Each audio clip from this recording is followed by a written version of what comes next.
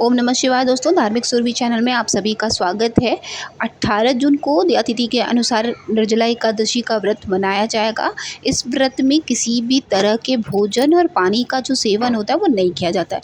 निर्जला एकादशी को साल की 24 एकादशियों के बराबर माना जाता है। मतलब अगर साल भर आप नहीं रहते हैं और अगर एक यही निर्जला एकादशी रहते हैं तो आपको 24 एकादशियों का फल मिल जाता है। इसकी ये जो है एकादशी ज्येष्ठ माह के शुक्ल पक्ष की एकादशी की तिथि को मनाई जाती है। इसलिए इस व्रत को रखने के 4 तरीके हैं जो आज हम आपसे बताएंगे। 4 तरीकों में जो सबसे पहला तरीका है निर्जला एकादशी व्रत रखने का कि आप 10वीं तिथि के समाप्त होने से पहले ही खाना और पानी बंद कर दें।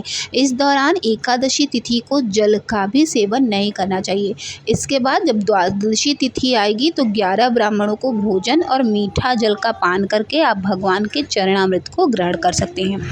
दूसरा तरीका, अगर आप निर्जला एकादशी व्रत रखना चाहते हैं तो इस तिथि को सूर्योदय से पहले जल ग्रहण कर सकते हैं। सूर्योदय के बाद बिना जल सेवन के निर्जला एकादशी का व्रत रखना चाहिए।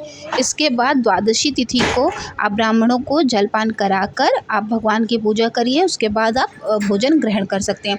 तीसरा तरीका क्या है निर्जला एकादशी व्रत को रखने का? एक तरीका ये भी है कि आप इस तिथि को सूर्योदय से सूर्यास्त तक व्रत रखें। सूर्यास्त के बाद सिर्फ पानी ग्रहण कर सकते हैं, लेकिन आप अनाज ग्रहण नहीं कर सकते।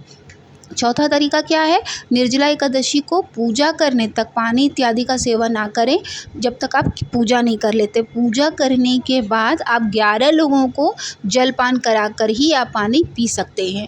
तो इस तरह से 4 तरीकों में कोई भी एक तरीके से आप पूजा कर सकते हैं। और जो लोग व्रत नहीं रखते हैं उन लोगों को सुबह से आप उठकर जल मत ग्रहण करिएगा। जब आप पूजा कर लेते हैं उसके बाद आप जल ग्रहण करके आप अनाज खा सकते हैं। सात्विक भोजन करिएगा। प्याज लहसुन या अगर आप नॉनवेज खाते हैं तो वो आप बिल्कुल भी उस दिन उसका त्याग कर दें, उसको बिल्कुल भी आप ग्रहण ना करें। क्या करना है, कैसे पूजा करनी है? जैसे आप बृहस्पतिवार के दिन पूजा करते हैं भगवान श्री हरि की, उसी तरह से पूजा करनी है। पीला आसन लगाना है, पीले पुष्प चढ़ाने हैं। और क्योंकि जेठ का महीना चल रहा है और ज्येष्ठ महीने में निर्जला एकादशी रखना क्यों 24 एकादशियों के बराबर माना गया है? क्योंकि इतनी गर्मी में अगर आप अन्न भी नहीं ग्रहण कर रहे हैं और पानी भी नहीं ग्रहण कर रहे हैं तो आप बहुत कठिन तप के बराबर का आप व्रत कर रहे हैं। कहा जाता है कि पहले हजारों सालों तक लोग व्रत रखते थे, जो ब्राह्मण होते थे या बहुत कठिन परिश्रम करते थे, तब जाकर भगवान प्रसन्न होते थे। लेकिन कलयुग में भगवान नाम ले लेने से ही आप भगवान प्रसन्न होकर आपकी मनोकामना की पूर्ति करते हैं। तो जो ज्येष्ठ का महीना है, क्योंकि ये बहुत गर्म महीना होता है, तो ठंडी चीज़ों का दान करना चाहिए। जैसे खीरा है, ककड़ी है, खरबूज है और मटका है, पंखा है।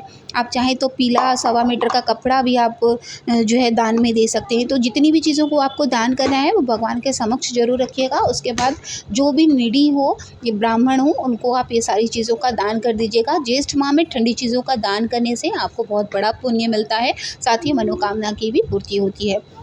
तो यहाँ पर मैंने बहुत सरल साधारण तरीके से पूजा की है, ये आप देख सकते हैं। पीले वस्त्र, पीले पुष्प चढ़ाइए, पीला ही जनेऊ भगवान को समर्पित करिए। विष्णु सहस्त्र नाम, अगर आपके घर में धन लक्ष्मी की कमी है तो बृहस्पतिवार या एकादशी 2 दिन आप ऐसा करें, जब महीने में 2 एकादशी पड़ती है तो आप विष्णु सहस्त्र नाम का ज़रूर पाठ करें। अगर आपके पास समय नहीं है तो ओम भगवतो वासुदेवाय नमः का भी जाप कर सकते हैं 108 बार। और इस तरह से आप केले के भी पेड़ की पूजा कर सकते हैं। बहुत सरल साधारण तरीके से ये पूजा विधि मैंने आपको बताई है। आई होप कि आपके लिए वीडियो बहुत यूज़फुल रही होगी। वीडियो अगर आपको अच्छी लगे तो प्लीज़ चैनल को सब्सक्राइब कीजिएगा, साथ ही वीडियो को लाइक और शेयर करना ना भूलें, ताकि हम आपके लिए हमेशा सही जानकारी के साथ सही वीडियोज़ लेकर आते रहें। मिलेंगे नेक्स्ट वीडियो में, तब तक के लिए महादेव की कृपा, भगवान विष्णु की कृपा आप सभी पर बनी रहे। ओम नमः शिवाय। जय माता दी।